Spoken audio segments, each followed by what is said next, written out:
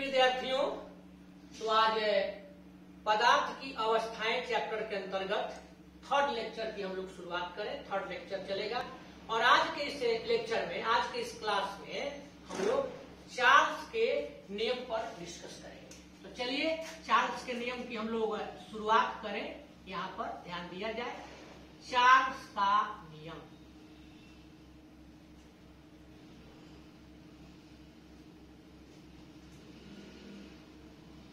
Charles law, यही लेकर के आज हम लोगों को चलना है। आज का एक टॉपिक बच्चों, पिछले क्लास में आपने बॉयल का नियम देखा था। उस समय बताए थे, ध्यान दीजिएगा, कि मिजरेबल प्रॉपर्टी के अंतर्गत गैस का जैसे प्रेशर होता है, वॉल्यूम होता है, टेम्परेचर होता है, सब है, मास होता है। मास को हम लोग मोल के रूप में लेते हैं। यहां पर मास को हम लोग डिफिनिट लेकर के चलते हैं। इसमें से एक आगे चलकर देखिएगा, दो भी कांस्टेंट टर्म लेते हैं। तो चार्ल्स साहब ने, बॉयल साहब ने टेम्परेचर को कांस्टेंट लिया था, याद है ना। तो जब टेम्परेचर को कांस्टेंट किया गया था तो वॉल्यूम और प्रेशर के बीच रिलेशन मिला था। अब यहां पर हम लोग क्या करेंगे, प्रेशर को कांस्टेंट करेंगे। तब बताइए किसका मिलेगा, तो वॉल्यूम और टेम्परेचर के बीच रिलेशन। अब वॉल्यूम और टेम्परेचर का यह रिलेशन बतलाता है। तो VT रिलेशन, वॉल्यूम और टेम्परेचर के रिलेशन की चर्चा कौन करता है, चार्ल्स का नियम। देखिए चार्ल्स साहब क्या किए कि गैस ले लिए किसी बर्तन में, कहिए चाहे जहां पर, और टेम्परेचर को उन्होंने बढ़ाना शुरू किया। एक बर्तन लिए, उसमें गैस ले लिए, टेम्परेचर को उन्होंने बढ़ाना शुरू किया। तो पाए कि जैसे ही टेम्परेचर को हम वृद्धि करते हैं, ताप बढ़ता है, उसको गर्म करते हैं, तो गैस का वॉल्यूम भी बढ़ता है, गैस का आयतन भी बढ़ता है। क्यों? क्योंकि ताप बढ़ाने से, उसको गर्म करने से, उष्मा देने से, ताप बढ़ाने से गतिज ऊर्जा में वृद्धि होती है, और गतिज ऊर्जा में वृद्धि होने के कारण उसका फैलाव होता है, वृद्धि जगह अधिक घेरने लगती है, इस कारण आयतन बढ़ जाता है। तो ताप बढ़ाए, आयतन बढ़ जाएगा, और ताप को कम कर देते हैं तो आयतन क्या हो जाता है, कम हो जाता है। लेकिन ये सारा खेल कैसे होता है, दबाव को, दाब को, प्रेशर को निश्चित रखकर, स्थिर रखकर, उसमें किसी प्रकार का परिवर्तन नहीं करती। प्लस में दूसरा ध्यान देने का चीज है कि उसका द्रव्यमान निश्चित है। तो स्थिर दाब पर, इसी को कोई कहेगा नियत दाब पर, निश्चित मात्रा के गैसों का आयतन नियत दाब पर, ध्यान दे दीजिए, नियत दाब पर निश्चित मात्रा के गैसों का आयतन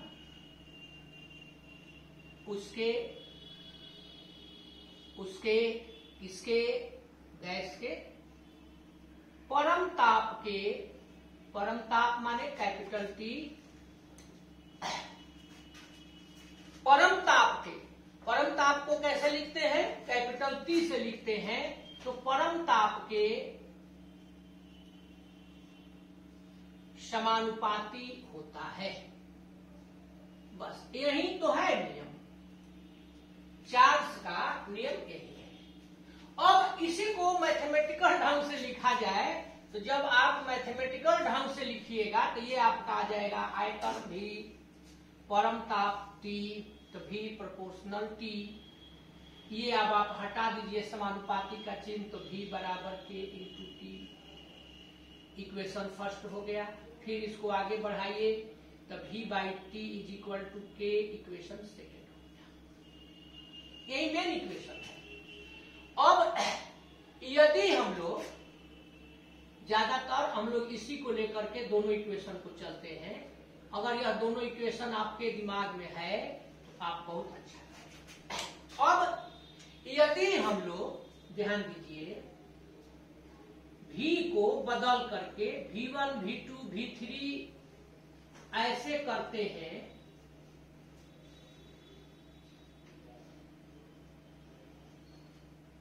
तब ऐसी स्थिति में T यहां पर T1, T2, T3 ऐसे बढ़ते चला जाता है।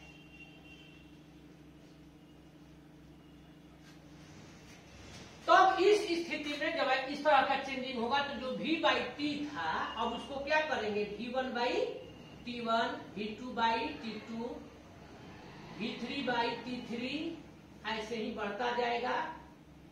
कहां पर, सब किसके बराबर है, K के बराबर। तब आप इसको कह सकते हैं, दुइये को लेके चलिए, imply that V1/T1 is equal to V2/T2। ये मेन रिलेशन यह एक और भी तैयार हुआ, इसको देख लेना है। और तब इसी से क्रॉस मल्टीप्लीकेशन कर लीजिए तो क्या हो जाएगा, V1T2 is equal to V2T1।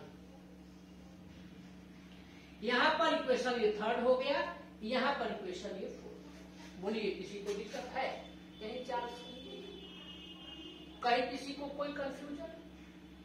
अब आप यदि चाहे तो इसका ग्राफीय निरूपण कर सकते हैं। ग्राफीय निरूपण में ये हम नहीं बताएंगे, आपको खुद से प्रयास करना है, हम केवल हिंट कर देंगे। तो बच्चों यहां ही बताइए कि ग्राफ किसके किसके बीच खींचना है, V और T के। तो यहां पर हम लोग अब देखिए ले लिए, इधर ले लिए वॉल्यूम V, इधर ले लिए T। अब इसके बीच ग्राफ खींचिएगा तो क्या होगा, तो इसके बीच जब ग्राफ खींचिएगा तो क्योंकि दोनों एक दूसरे के समानुपाती है, इसलिए ग्राफ क्या होगा, सीधा। क्यों सीधा आया, क्योंकि V समानुपाती T। चलिए दिमाग लगाइए। तो अगर हम लोग यहां V/T ले लें और यहां T ले लें, एक और यहां V/T ले लें और यहां V ले लें, तो कैसे बनेगा, यहां ओरिजिन है। तो अब जरा ध्यान दीजिए, V/T आपने क्या पढ़ा है, कांस्टेंट होता है, तो इसलिए यह वैल्यू कांस्टेंट होगा, जितना होगा उतना ही फिक्स रहेगा। जैसे मान लीजिए 10 है, यहां आया तो यही रहेगा।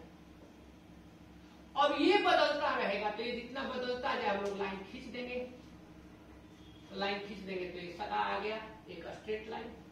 ऐसे ही इसमें भी चलेंगे तो एक स्ट्रेट लाइन। तो ये हम लोग ग्राफिकल निरूपण कर दिए। अब आप लोग एक चीज और बताइए कि इसी को लॉग में रख करके y इक्वल टू क्या होता है, mx प्लस c पर सेट किए थे, आता है? तो चलिए आता है तो थोड़ा सा देख लीजिए। यहां पर हम लोग लिए हैं V बराबर KT। अब इसी से ग्राफ तक पहुंचना है, दोनों तरफ लॉग ऐड कीजिए, ये क्या हो जाएगा, log V log KT होगा। तो log V तो log V, और log KT को क्या कहिएगा, log अगर हम कह दें K और प्लस log T, तो ज्यादा हमने बड़का गुना कर दिया। समझ में आ रहा है कैसे, log A इंटू B बराबर log A plus log B, पिछले क्लास में बताए थे। और इसको P बताइए कि हम किस पर सेट करते हैं, सरल रेखा का एक समीकरण बताए थे, y बराबर mx प्लस c। इस समीकरण के आधार पर आपको बताना है कौन कौन है, क्योंकि ग्राफ आप खींचेंगे तो y एक्स वाला पर खींचते हैं। तो देखिए ये बताए थे c कौन होगा, जो कांस्टेंट रहे, माने जिसका वैल्यू बदले नहीं, और y और x कौन होगा, जिसका वैल्यू बदले। तो इस लाइन में इस ग्राफ इसमें यहाँ पर जो एक्सप्रेशन हम लिए इसमें क्या होगा, तो t का वैल्यू नहीं बदलेगा, कि बदलेगा, बदलेगा, तब तो v का नहीं बदलेगा, इसका भी बदलेगा। तो अब किसका नहीं बदलेगा, तो दिमाग आप लोग नहीं लगेगा, तो असहू बोल दीजिएगा कि अब तो दो को बिना बदलने वाला कहिए रहे हैं, बदलने वाला तो एक यही ना बच गया, तो k का। चलिए आपने अब की बात सही कहा। तो यहां पर c हो जाएगा log k, ये तो क्लियर हो गया। अब सीरियल में लिख देते हैं y कौन होगा, तो जो इधर है बदल नहीं रहा है कि बदल रहा है, बदल रहा है। चलिए log v। x कौन होगा, तो जो इधर है और बदल रहा है, तो कौन बदल रहा है, t log t।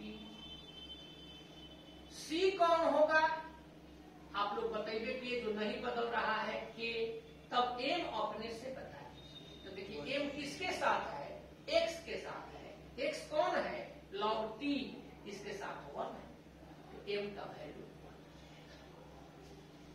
इस जो लाइन में समीकरण में ये ऐसे दिया हुआ है c प्लस mx के रूप में प्राप्त हुआ है, तो देखिए बात, तो देखिए ना y log v, c log k, x log t, m को 1, इस रूप में दिया है, लेकिन सही है। अब यहाँ पर आप ग्राफ खींचेंगे, ध्यान से देखिएगा, ग्राफ आपको खींचना है। तो यहाँ पर ग्राफ क्या हो जाएगा, log v लिखते हैं, y है log v, ये ओरिजिन है। इधर कौन लीजिएगा, x क्या है, log t, यहाँ ओरिजिन। अब चलिए c यहाँ पर मान लीजिए कि आ रहा है, कांस्टेंट वैल्यू है जो बदलता नहीं है, तो सपोज कीजिए कि यहाँ पर आ रहा है log k। इसका ग्राफ खींचेंगे, m का वैल्यू 1 है। तो याद है ना, बताए थे ना कि m को जब हम लोग पॉजिटिव होता है तो नीचे की तरफ खींचते हैं, नीचे खींचते हैं, ऊपर, तो ऊपर खींचते हैं, तो ऊपर खींचते हैं, तो ये ऊपर चला गया। इसमें अब हम लोग यहाँ पर निकाल देंगे तो थीटा हो जाएगा, ये tan थीटा ढाल हो गया। अब m का वैल्यू 1 है, ढाल स्लोप tan थीटा होता है, तो 1 रहने पर tan थीटा कितना हो जाएगा, 45 डिग्री 1 होता है, तो tan 45 डिग्री, तो इसलिए थीटा का वैल्यू यहाँ पर क्या आ जाएगा, 45 डिग्री। तो यही अब हम लोग थीटा नहीं लिख के यहाँ पर क्या कर सकते हैं, 45 डिग्री। तो बोलिए समझ में आया, तो समझ में आया तो मान लीजिए कि आपको कोई दिक्कत हुई तो हमसे बताइए कमेंट बॉक्स में, इसमें कौन चीज आप लोग कंजूसी करते हैं। अक्सर हम कहते हैं आदमी 4 प्रकार के होते हैं, दाता, उदार, कंजूस और मखीचूस। तो आप इसमें से अब कौन बनना चाहते हैं, देखिए ध्यान दीजिए इस बात पर। अब जैसे आप पढ़ रहे हैं, अब पढ़ने में हम नहीं कहते हैं लाइक कीजिए, कमेंट कीजिए, सब्सक्राइब कीजिए, सब क्या कहना है, तो आपका काम है, आप कीजिए, हमारा काम पढ़ाना है।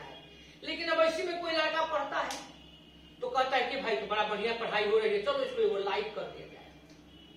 थोड़ा उससे जो बढ़िया लगा, उससे जो बढ़िया दाता में है,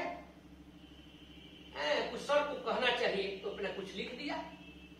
और कंजूस क्या करते हैं, तो कंजूस अब पढ़ेंगे, आराम से पढ़ेंगे, लेकिन उनको इससे मतलब नहीं है कि सर इतना मेहनत किए हैं तो उसको दिल से धन्यवाद एगो दे दिया जाए, तो वो अपने पढ़ के बंद करके दे देगा। अब मखीचूस तो मेरा विद्यार्थी हो नहीं सकता।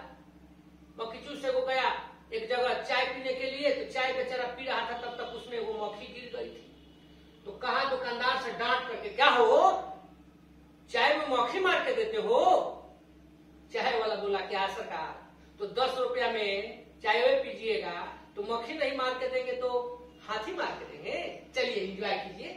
अब इतना हंसा दिए किस लिए, थोड़ा सा आपका दिमाग अब यहाँ ज्यादा एकत्रित कराएंगे। अब हम लोग चलेंगे न्यूमेरिकल की तरफ, किससे रिलेटेड, चार्ल्स साहब के नियम से संबंधित न्यूमेरिकल की ओर चले। और न्यूमेरिकल में जाने पर ये आपको जरूर देखना होगा, ये फॉर्मूला v/t बराबर k से ये बना हुआ है, v1/t1 v2/t2। तो न्यूमेरिकल में बढ़े ना, तो चलिए इसको तैयार कीजिए, तो हम न्यूमेरिकल में चलते हैं। फर्स्ट न्यूमेरिकल में चले, ध्यान दीजिए, कहता है कि नियत दाब पर एक गैस लेते हैं, 26 डिग्री सेंटीग्रेड यदि टेम्परेचर रहता है तो 250 मिलीलीटर जगह घेरती है, यानी उसका आयतन होता है। तो 0 डिग्री सेंटीग्रेड पर इसका आयतन क्या होगा, तो देखिए आयतन तो हम बनाएंगे। अब जरा ध्यान से देखिए, ये 26 डिग्री सेंटीग्रेड कौन चीज हुआ, टेम्परेचर, पहला टेम्परेचर दिया है, ये दूसरा का टेम्परेचर दिया है, तब एगो को T1 कहेंगे, को T2 कहेंगे, पहला को T1, तो T1 हो जाएगा 26 डिग्री C। और इसको केल्विन में लेके चलते हैं बच्चों, बताए थे 26 प्लस 273, तो ये हो जाएगा 299 V1 कितना दे दिया 250 मिलीलीटर। T2 कितना दिया है 0 डिग्री सेल्सियस, तो ये कितना हो जाएगा 273 केल्विन। V2 क्या होगा। अब देखिए अपने से जांचने का एक तरीका है, सवाल चाहे जितना आएगा इसका, कि आप पढ़े हैं V और T दोनों एक दूसरे के प्रोपोर्शनल होते हैं, यानी एक बढ़ेगा तो दूसरा बढ़ेगा। तो ये जब 26 डिग्री था तो इतना था, ये घट के 0 हो गया, तो चाहे आंसर जो भी आएगा लेकिन इससे कम आएगा। तो इससे कम आएगा तो कितना आएगा, अब इसको निकालिए सूत्र से। V1 बटा T1 is equal to V2 बटा T2। बहुत अच्छा। अब निकालना कौन चीज है V2, इधर देखिए लेके चलते हैं V2 T1 V1 T2। फिर अब यहां पर V2 निकालना है तो V2 is equal to V1 T2 by T1। अब तो मान को रखना है, केवल कुछ है कि हम काम करें। देखिए V2 is equal to V1 250 millilitre है, T2 273 केल्विन है, ये 299 केल्विन है।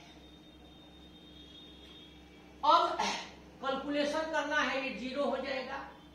25 या 75 के 5 हासिल 7, 25 7 175 और 7 182 के 2 18, 25 दूनी 50 है 18 68, हाँ बटे 200। जो भी आएगा वह किसमें आ जाएगा मिलीलीटर।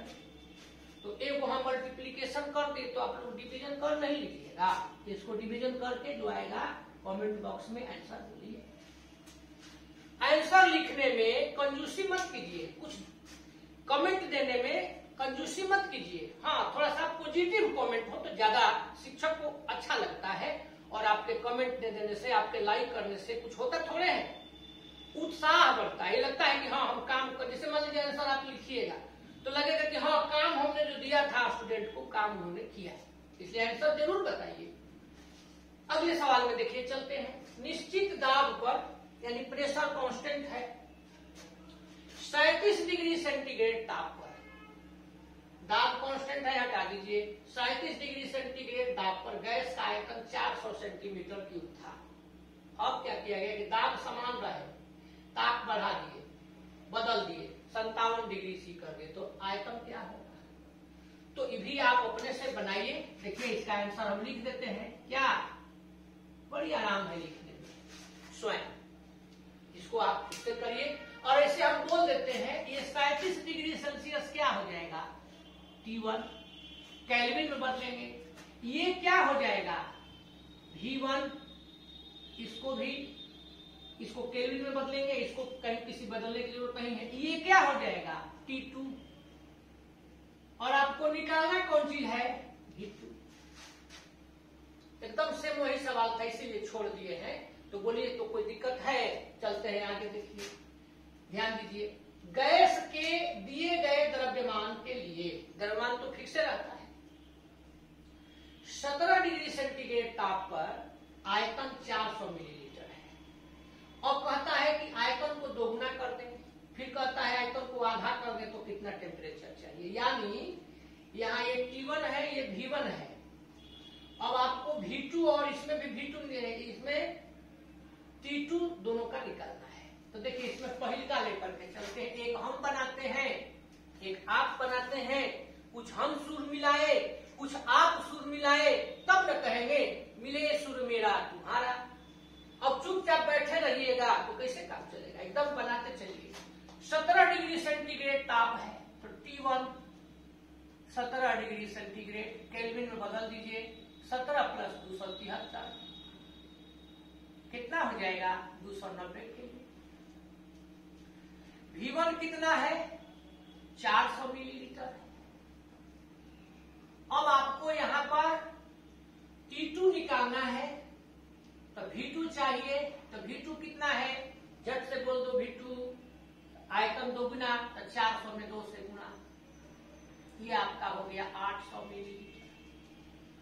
सूत्र आप अप्लाई कीजिए, V1 by T1 equal to V2 by T2। आपको निकालना है T2, ये हो जाएगा V2 T1 by, आपको निकालना है T2 तो V2 T1 by V1। V2 जी कितना है 800, T1 कितना है 290, V1 कितना है 400। ये बेचारा 2 बार में कट गया, ये 290 29 दूनी 58 580 केल्विन आंसर।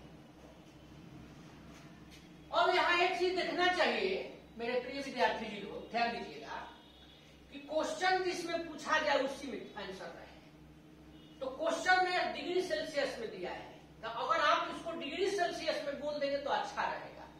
कितना मेहनत लगेगा तो बोल दीजिए। 580 केल्विन में से 273 केल्विन को आप घटा दीजिएगा तो डिग्री सेल्सियस। 10 में से 3 गए 7, 7 में से 7 गए 0, 5 में से 2 गए 360 डिग्री सेल्सियस। बोलिए समझ में आया? बन जाएगा। तो फिर बनाइए ना आपने से क्या कहता है। T1 V1 तो हम लिखिए देंगे। T1 हो जाएगा 290 केल्विन, V1 हो जाएगा 400 मिलीलीटर। अब V2 कितना हो जाएगा, तो इसको कहता है आधा कर दीजिए, तो करिए ना आधा। तो 400 बटा 1 बटा 2, ये बढ़ जाएगा 200, तो 200 मिलीलीटर। रोका किसने? T2 निकाल देना है। ऐसे ऐसे कर रहे हैं, लगता है कुछ काम होगा, तो क्या होगा? कौन आएंगे यहाँ पर? स्वयं। क्या हम बना दे ना? तो ठीक है, तो चलिए आप बनाइए, इसको कंप्लीट कीजिए। 1-2 सवाल और फिर छोटा छोटा देते हैं, इसको लिख लीजिए तो बना लीजिए। तो देखिए थर्ड न्यूमेरिकल आपने देखा, फोर्थ में है कि 1 लीटर के फ्लास्क को, यानी फ्लास्क का वॉल्यूम 1 लीटर, 27 डिग्री सेंटीग्रेड से 37 डिग्री सेंटीग्रेड तक जब गर्म किया गया तो कितनी वायु बाहर निकल जाएगी? प्रेशर कांस्टेंट है, दाब स्थिर है। यानी 1 लीटर पहले आयतन था, टेम्परेचर जब बढ़ा तो आयतन बढ़ जाएगा। तो कितना जो बढ़ेगा वो बोतल में से, तो उसमें तो 1 लीटर का है, तो कितना बाहर निकलेगा? तो आप क्या करेंगे, ये हो गया देखिए T1, यहां पर ध्यान दे दीजिए 27 डिग्री सेल्सियस। इसको आप केल्विन में बदल दीजिए, 27 प्लस 273 केल्विन, ये आपका हो गया 290 केल्विन। उसके बाद में 1 लीटर के फ्लास्क में कहता है तो V1 1 लीटर। अब आप निकाल दीजिए, T2 दिया हुआ है 37 डिग्री सेल्सियस, ये आपने ले लिया 37 प्लस 273 केल्विन, तो ये आपका हो गया 300 केल्विन। ये आपका कितना हो जाएगा? 273 7 300, ये हो जाएगा। तो ये 300 केल्विन है, तो ये कितना हो जाएगा? 310 केल्विन।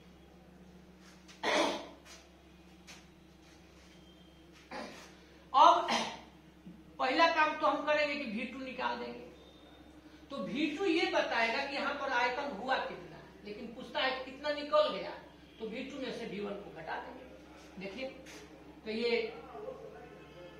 सूत्र आप अप्लाई कीजिए, V1 by T1 equal to V2 by T2। अब आप V2 निकालिए, V1 T2 by T1। V1 कितना है 1, T2 कितना है 310, T1 कितना है 300। ये निकल गया, इससे भाग दीजिए। 30 गया 1 मार्क में, 31 था, 1 बच गया, नहीं जाएगा तो दशमलव दिए 10 हो गया, नहीं जाएगा तो एगो 0 बढ़ा दिए तो 100 हो गया। तो 100 और 30 से भाग दीजिए, 30 90, फिर 100 हो गया, सही बढ़ता जाएगा। 0.333 कितनी वायु बाहर निकल जाएगी?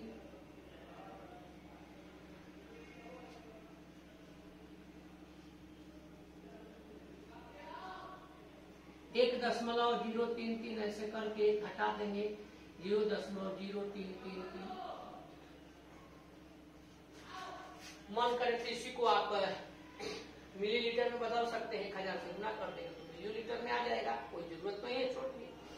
सेम चीज ये भी है, देखिए स्थिर दाब पर एक फ्लास्क को 27 डिग्री से 227 डिग्री सेंटीग्रेड तक गर्म करने पर 200 मिलीलीटर वायु निष्कासित होती है। यहाँ शुरू में कितना आयतन था वह निकालिए। कैसे भाई पता चल रहा है? T1 हो गया 27, केल्विन में बदल देंगे। T2 227 डिग्री सी, केल्विन में बदल देंगे।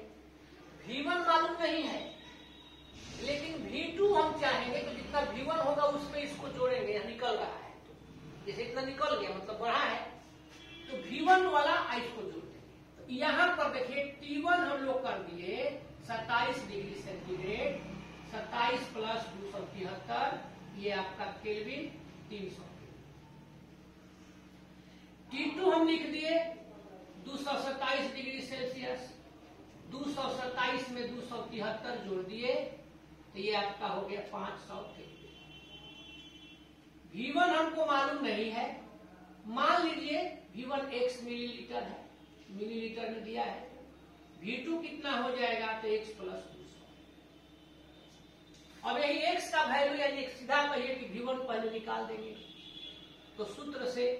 अब यहां पर देखिए V1 by V2, V1 by T1, V2 by T2। अब आपको निकालना है, पहले वैल्यू रखते हैं, पहले पीछे क्या करते हैं, x by T1 300, V2 x plus 200 by T2 500, 500 का है 500।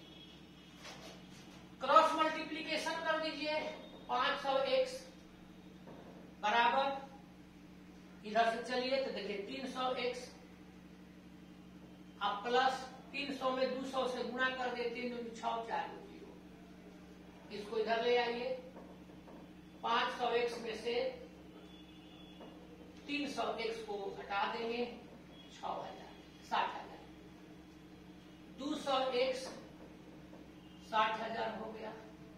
x इक्वल टू 60,000 में 200 से भाग दे दीजिए, ये 300, x इक्वल टू 300 आता।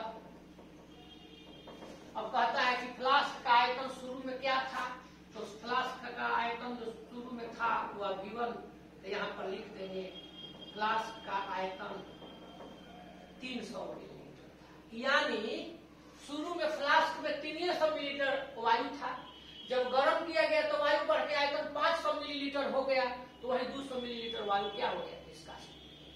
तो क्या चार्ल्स लॉ पर जो भी आधारित न्यूमेरिकल था, हमने उसको मिला जुला करके बताने का प्रयास किया। कहीं किसी को कोई कंफ्यूजन है तो इसको आप लोग बनाइए, और चलिए अगले क्लास में हम लोग देखें अगले नियम को। एवोगैड्रो का नियम है, गै-लुसाय का नियम है, ये सब देखा जाएगा। तो चलिए आज इतना ही रहने देते हैं। आप लोगों को बहुत बहुत धन्यवाद।